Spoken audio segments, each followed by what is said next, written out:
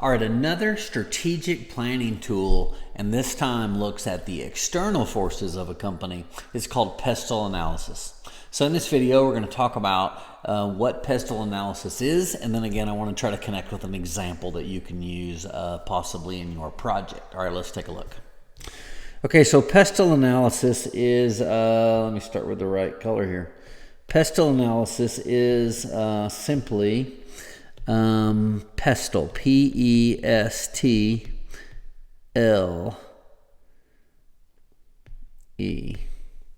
And so actually the L and the E sometimes are flipped. But this idea of PESTLE analysis is to understand external influences. So to understand external influences for a company. And so the idea of these external influences can be communicated through this concept of PESTLE analysis. So as a company develops its environment or it's working in its environment, some of the things it might entail or involve then is going to get into be political battles or fights. So does politics play a role in a company? And most likely, yes. The E stands for economic. So what type of economic forces exist in the economy that would shape our business? Social is another one. So social influence could play a role. And then finally, we're going to get to technology. Technology might play a role as well.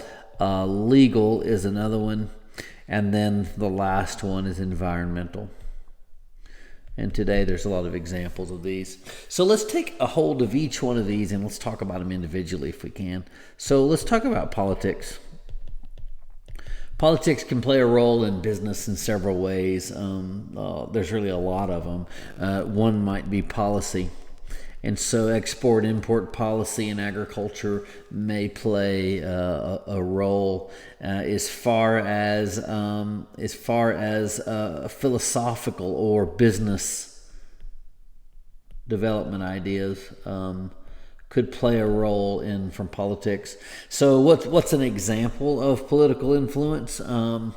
Let's see, like with right now, import and export in trade policy that we have today might influence the prices of commodities or the ability to import certain breeds of beef, as we talked about in our last example. So politics can play a role in a business, and if you're in business, of course, your goal is to try to understand what might influence your business or create opportunities. So not all of these are things that could hurt us. Some of these are things that create opportunities.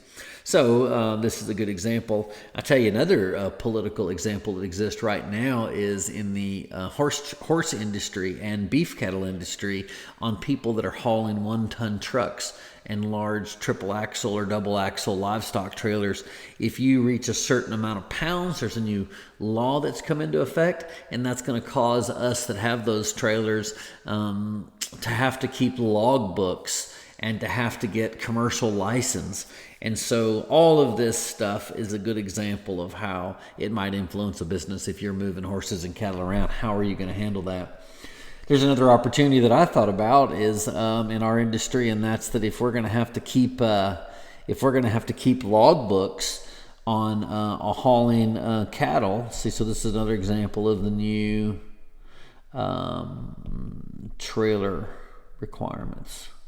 So if we're going to have to keep a commercial license as a livestock producer, maybe that's an opportunity to build a business where you do an electronic logbook and people use their phones to track that. So this is a good example of how politics can play a role in business. Okay, the next is economic. So economic value in a business is going to have to do with personal income. It's going to have to do with maybe cost of the business.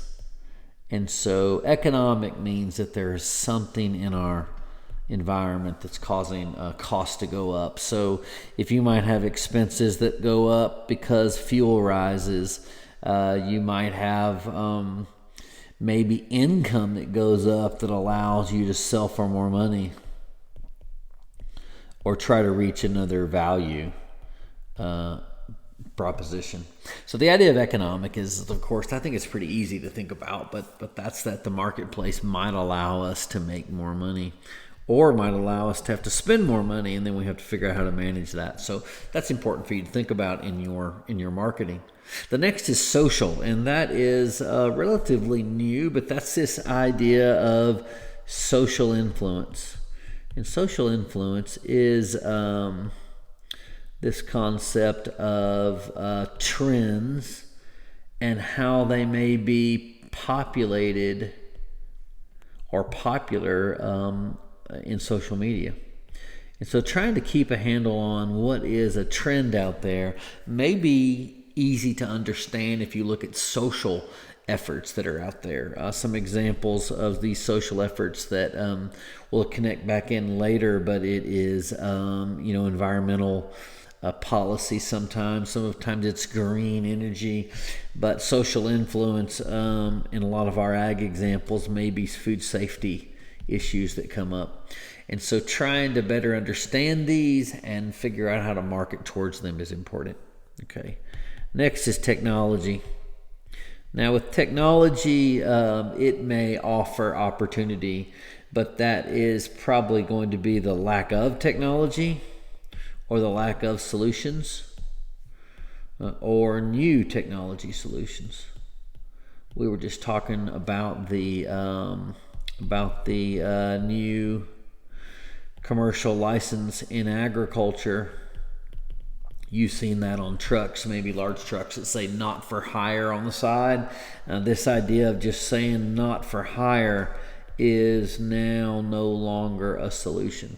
So if you're running a larger truck and you have livestock in it, you used to be able to put not for hire and it was your own ranch operation. Now they've limited that quite a bit. So is there new technology, or is a technological opportunity exist to do electronic logbooks? And so technology is just an aspect of being strategic. All right, legal. Legal is going to have to do with, of course, laws that are passed. And so some of these laws that are passed are going to relate to fines. And so these fines are going to equal greater cost. And so these are just things to consider as you build your marketing plan. And then finally, environmental. So with environmental, it's this concept of how people focus on the environment, or safe environment, or food safety, or conservation. You can see now a lot of examples are this kind of a green movement where packages are reusable, and those are marketable traits. So this idea of PESTLE analysis is, in your business, can you take each of these that we talked about? Each of these are all important.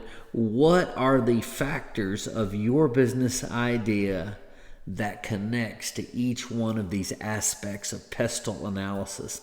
And if you consider each one of these, the outcome of that is for you to, again, the focus is to become strategic.